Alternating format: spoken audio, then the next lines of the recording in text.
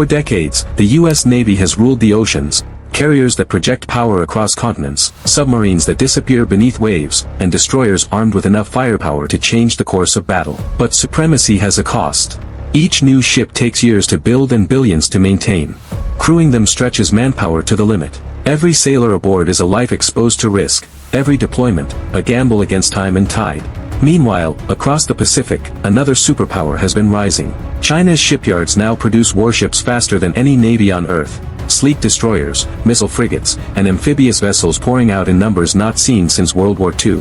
In raw quantity, Beijing is closing the gap, and in some areas, even surpassing.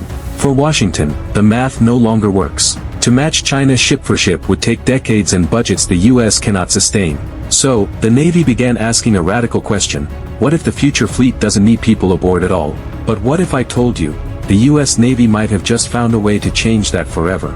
Basically, in this video, we're talking about a brand new project recently launched by the US Navy, a program that aims to build a warship so advanced, it doesn't need a single person on board.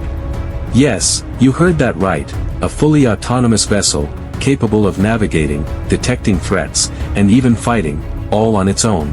How does it work? Why is it being developed? And what could this mean for the future of naval warfare? Let's dive deep and uncover the full story, step by step. But before we get started, make sure to hit that like button, subscribe to the Naval Files, and turn on the bell icon so you don't miss more fascinating stories like this one. Enter Blue Water Autonomy, a name few outside defense circles had heard just a few years ago. A startup born from a small team of engineers, former Navy officers, and AI experts who shared one bold mission: to build long-range, self-navigating, combat-ready ships that can operate across oceans without a single crew member. They call their prototype an autonomous surface combatant, a vessel that can plan routes, avoid obstacles, detect threats, and adapt to changing weather on its own. And in early November, that vision was tested for the first time. The prototype left the safety of the dock, powered up its sensors, and slipped into the cold Atlantic, alone. Waves towered, winds roared, and yet the machine moved forward, analyzing, adjusting, and steering through real conditions. No remote pilot. No radio commands. Just pure autonomy. Hours turned into days, and the ship held its course, a proof that the future Navy might one day sail itself. These vessels aren't toys or testbed models, they're modular warships built for endurance and adaptability. Inside the steel hull, where sailors once slept, now lie racks of processors and navigation computers. Antennas connect the ship to satellites orbiting thousands of miles above. AI-powered software monitors sea states, weather patterns, and radar signatures 24/7. The design is minimal but lethal, a blank canvas that can carry radar systems, sonar, jammers, and even missile pods in the future. They cost a fraction of a destroyer and can stay at sea far longer, unaffected by fatigue or fear. A single drone warship can sail from California to Taiwan and back, collecting data, relaying signals, or shadowing enemy fleets without rest. But such power brings new dilemmas. If a machine can act independently, who decides when it fires?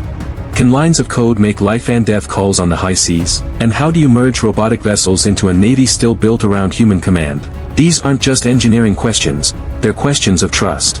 Imagine a Pacific Ocean alive with ghost ships, uncrewed vessels patrolling thousands of square miles, scanning every radar echo, every movement, every threat. Supporters of this vision call it the Great Equalizer. Drone fleets can cover more ground, react faster, and take risks no human crew could. They could guard trade routes, protect aircraft carriers, or swarm an enemy with coordinated precision, overwhelming defenses before a single missile hits. To military planners, it's a dream of efficiency and dominance. But to skeptics, it's a nightmare waiting to happen. Because the same technology that makes drones powerful also makes them vulnerable. A single cyber attack could hijack control. A jammed signal could turn a $20 million warship into drifting metal. And as recent conflicts have shown, from the Red Sea to Ukraine, even cheap drones can cripple expensive navies. The question now isn't just can we build them, but can we control them when it matters most? The strategic lottery has begun, and the stakes are as vast as the ocean itself. Innovation means little without industry behind it. That's why Blue Water Autonomy's latest step may be its most important yet. The company has partnered with a major Gulf Coast shipyard, turning one-off prototypes into scalable production models. It marks a shift from experiment to execution. And they're not alone. Defense giants like Lockheed Martin and Northrop Grumman are racing to adapt their own systems, integrating missiles, radars, and AI coordination networks into autonomous ships. The Pentagon is watching closely, investing heavily in distributed maritime operations, a strategy built on many small, smart, uncrewed platforms rather than a few massive ones. Billions are flowing into contracts, joint ventures, and research, not for the ships we have, but for the ships that will fight the next great war. This is no longer theory. It's an arms race of code, steel, and innovation, and America intends to stay ahead. But amid the progress, one question keeps surfacing: where do humans fit in? For sailors who've spent decades at sea, unmanned ships carry mixed emotions. They see the potential to save lives, machines taking the risks once carried by flesh and blood. Families welcome a future where loved ones can serve without sailing into danger. Yet the unease runs deep. Commanders now face moments where algorithms could decide when to strike. Can code truly replace instinct, that human hesitation that sometimes prevents catastrophe? As autonomy grows, so does the moral distance between decision and destruction.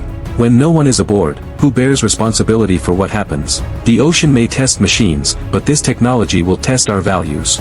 Progress has a price, and we're only beginning to count it. When the prototype finally returned to port, there were no crowds or cameras, just the quiet hum of success.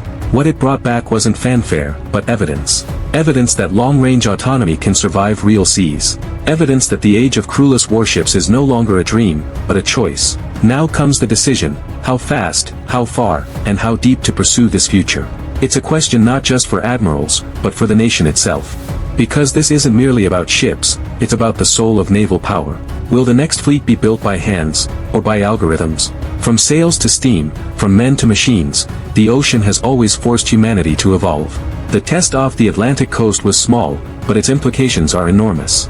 The next time these ships sail, they may not just gather data, they may defend nations. Whether this future makes the seas safer or more dangerous depends on the choices made today, in boardrooms, in Congress, and in the conscience of those who command. The ocean will keep testing us. The only question left is, are we ready for the fleet of tomorrow?